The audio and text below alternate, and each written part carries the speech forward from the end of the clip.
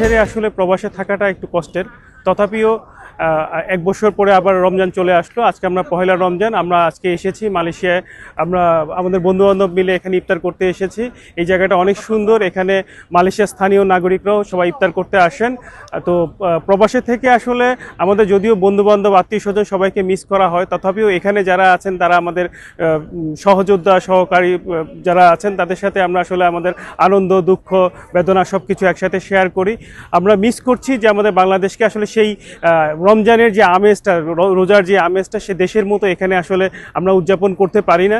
তথাপিও আমরা এখানে অনেক যারা আমরা আছি, আমাদের ক্লোজ যারা আছে, বন্ধুবান্ধব যারা আছে, সবাইকে নিয়ে আমরা আসলে আজকে ইফতার করতে এসেছি। আমাদের খুব ভালো লাগছে যে এতদিন পরে সবাইকে একসাথে করে এখানে ইফতার করা। আমাদের ডানে বামে আমাদের বাংলাদেশি অনেক প্রবাসী ভাইরা এখানে ইফতার করছে। এবং আমাদের আজকে সারাদিন রোজা রাখা, তারপর সবাই একত্রিত হয়ে ইফতার করতেছি।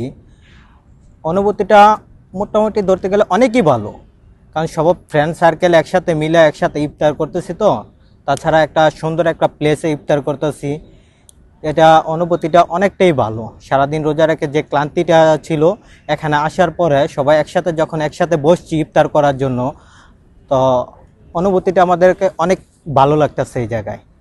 আমরা দীর্ঘদিন যাবৎ মালয়েশিয়াতে আছি। তো মাড্ডাকার মতো জায়গায় আমরা ফ্রেন্ডরা মিলে আজকে আসছি ইফতার করার জন্য। আজকে মালয়েশিয়াতে ফার্স্ট রোজা, তো খুবই আনন্দ লাগতেছে যে আমরা সবাই আসি একসাথে। আমরা ফ্রেন্ড সাইকেল একত্রিত হয়ে ইফতার করবো আজকে।